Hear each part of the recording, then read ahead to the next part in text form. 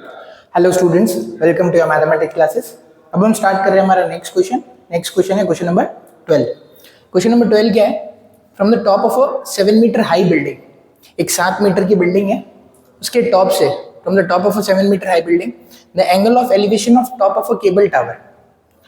Building की top से हम केबल टावर के टॉप पे देख रहे हैं। Angle of elevation of top of the cable tower is 60 degree.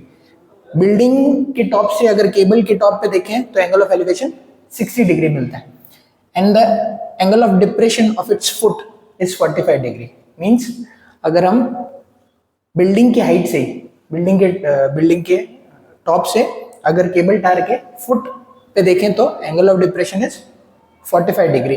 Determine the height of the tower. Tower means cable tower, तो हमें केबल टावर की हाइट फाइंड आउट करनी है। तो हम क्या करेंगे, सबसे पहले ये डायग्राम बना लेते हैं जो भी हमको डाटा दिया है वैसे हिसाब से। तो सबसे पहले हम बनाएंगे क्या, एक हमारी होगी from the top of a 7 metre high building. तो ये जो है हमारी वो बिल्डिंग है, इससे इसके टॉप से ये हमारी हो गई, और इसकी हाइट कितनी गिवन है हमको, 7 मीटर। यहां से यहां तक इसकी हाइट कितनी है, 7 मीटर। अब इसके टॉप से एक बार एक केबल टावर को देखा जा रहा है। ये हो गया हमारा केबल टावर। तो angle of elevation of top of the cable tower, building की टॉप से, अगर हम यहां से केबल टावर को अगर देखें तो एंगल ऑफ एलिवेशन कितना है, 60 डिग्री। अब यहां से अगर हम देख रहे हैं इस टॉप, इसके केबल टावर के टॉप पे, ये हमारा हो गया केबल टावर। इसी की हाइट हमको फाइंड आउट करनी है। इसकी हाइट हम क्या ले लेते हैं, let H metre be the height of cable tower. इसकी टॉप पे अगर देख रहे हैं तो एंगल ऑफ एलिवेशन कितना दिख रहा है हमको, 60 डिग्री। और इसके केबल टावर के ही अगर फुट पे देख रहे हैं, कहां से, बिल्डिंग के टॉप से, तो हमको एंगल ऑफ डिप्रेशन कितना मिल रहा है, यहां से हम ड्रॉ कर लेते हैं इसकी फुट पे एक लाइन। तो ये एंगल ऑफ डिप्रेशन वहीं से होगा जहां से हम देख रहे हैं। तो ये हमारा एंगल हो गया 45 डिग्री का। ठीक है, हमें क्या फाइंड आउट करनी है, हाइट ऑफ केबल टावर, ये चीज फाइंड आउट करनी है। ठीक है, तो इसको फाइंड आउट करने के लिए हम सबसे पहले नॉमेनक्लेचर दे देते हैं, A B C D. A point हो गया बिल्डिंग की टॉप, ये पॉइंट हो गया, ये बी, ये सी, ये डी और ये ई। ठीक है, दो ट्रायंगल कंसिडरेशन में आएंगे, एक ए बी सी और एक ए डी ई। अब हम यहाँ पे ये देख लेते हैं कि एंगल ऑफ एलिवेशन में ही काम कर लेंगे। क्यों? क्योंकि यहाँ से बिल्डिंग के टॉप से अगर हम फुट ऑफ केबल टावर देख रहे हैं तो 45 डिग्री बन रहा है एंगल ऑफ डिप्रेशन।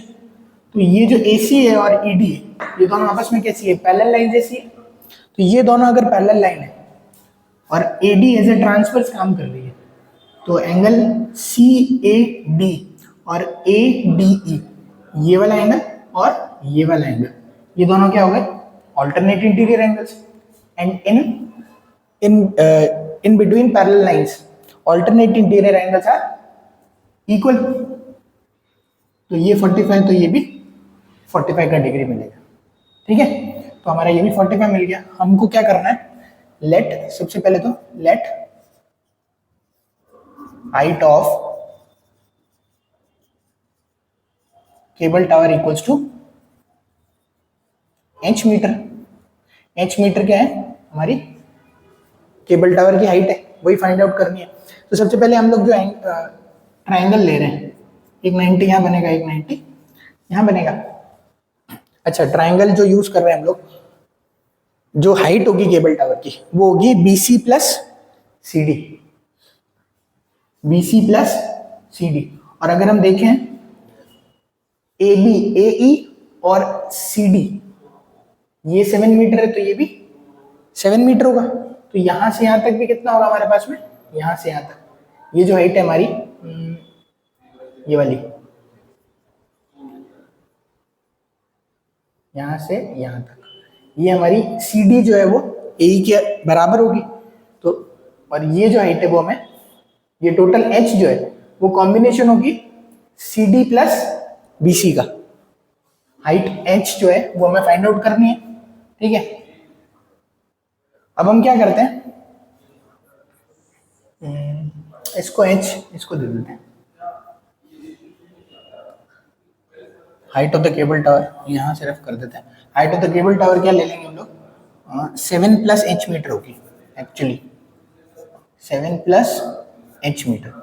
अच्छा ये एच यहाँ से यहाँ तक ना लेके, क्योंकि ये गिवन था हमें, 2 बार क्यों करें कि क्वेश्चन, एच मीटर यहाँ से यहाँ तक ले लेते हैं, ठीक है। तो एच मीटर क्या हो गया, बी सी, ये एच मीटर जो है बी सी फाइंड आउट करना है, एक्चुअली हमें बी सी ही फाइंड आउट करना है, ठीक है। दोनों के अंदर एक बार ट्राइंगल लेंगे, in triangle A B C A, in triangle B C A, B C A जो है उसके अंदर हमारे को एंगल मिल रहा है 60 डिग्री, ठीक है, और 90 मिल रहा है सी पे। जहां 90 मिल रहा है सामने वाली साइड हो गई हाइपोटेनस, जहां पे थीटा बन रहा है सामने वाली साइड हो गई परपेंडिकुलर, जो साइड बच गई वो बेस। अब हम कॉमन देख रहे हैं कौन सी साइड आ रही है, दोनों ही ट्राइंगल्स के अंदर, चाहे वो बी सी ए हो चाहे वो ए ई डी हो, दोनों ही ट्राइंगल के अंदर हमारी हाइपोटेनस कोई काम नहीं आ रही है। तो दोनों ट्राइंगल के अंदर हम परपेंडिकुलर और बेस का यूज करेंगे। परपेंडिकुलर क्यों, क्योंकि एक डाटा या तो फाइंड आउट करना है या गिवन है। जो बी सी ए ट्राइंगल है उसके अंदर परपेंडिकुलर हमें फाइंड आउट करना है, एच की वैल्यू भी फाइंड आउट करनी है, और बेस कॉमन रह जाएगा। क्यों, क्योंकि ए सी साइड और ई डी साइड ये दोनों साइड कॉमन है, ठीक है। तो जितनी ए सी है उतनी ई डी है हमारी, दोनों ट्राइंगल में ये साइड कॉमन आ जाएगी, चाहे मैं ए सी लिखूं या ई डी लिखूं बात बराबर होगी। इसलिए एक कॉमन साइड हो जाएगी और एक साइड जो फाइंड आउट करनी है और गिवन है, ठीक है। अगर अब बी सी ए ट्राइंगल देखें तो इसके अंदर हमको परपेंडिकुलर और बेस इसका रिलेशन ढूंढना है कि कौन सी ट्रिग्नोमेट्रिक फंक्शन में इसका रिलेशन मिलता है हमें, टेन ऑफ थीटा में। तो टेन ऑफ कितना लगाना है, 60 degree, tan theta equals to perpendicular upon base. Perpendicular कितना है हमारा, एच मीटर या बी सी, ठीक है, और जो हमारा बेस है वो कितना है, ए सी।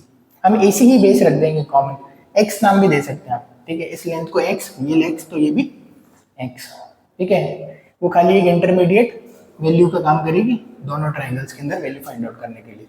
तो tan 60 equals to B C upon A C. तो tan 60 की वैल्यू कितनी होती है हमारे पास, √3। tan 60 is sin 60 upon cos 60, √3 upon 2 upon 1 upon 2 which is √3। तो बी सी कितना है हमारा, वही फाइंड आउट करना है, एच मीटर्स, ठीक है।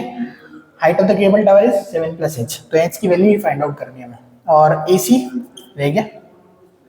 अब यहाँ से अगर मैं ए सी की वैल्यू फाइंड आउट करूँ, ए सी की वैल्यू फाइंड आउट करो, ए सी क्रॉस मल्टीप्लाई होगा, यहाँ कुछ नहीं है तो 1, ए सी ऊपर चला गया और एच अपॉन √3 हमारी किसकी वैल्यू आ गई, ए सी साइड की, ठीक है। अब हम क्या ले लेंगे, in triangle A E D, in triangle A E D, A E D जो ट्राइंगल है ए ई डी, इसके अंदर अगर हम देखें 90 यहाँ बन रहा है, 90 के सामने वाली साइड हाइपोटेनस कोई काम की नहीं, क्योंकि दोनों में हाइपोटेनस अलग अलग है। अच्छा, जहाँ पे एंगल बन रहा है सामने वाली साइड क्या होगी, परपेंडिकुलर, जो साइड बच गई वो बेस। तो मैं बेस के लिए ए सी ई डी की जगह यूज कर सकता हूँ।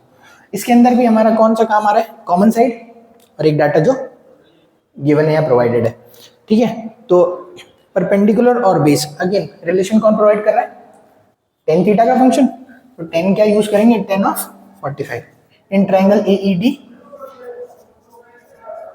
Ten 45 perpendicular upon base. Perpendicular की वैल्यू कितनी है, 7 मीटर्स गिवन है, बेस कितना है, ईडी लिखें या, चलिए एक बार ईडी लिख देते हैं और उसके बाद में रिप्लेस कर देंगे। 1045 की वैल्यू कितनी होती है, 1 equals to 7 upon ED, ED की जगह मैं वैल्यू रिप्लेस कर रहा हूँ एसी,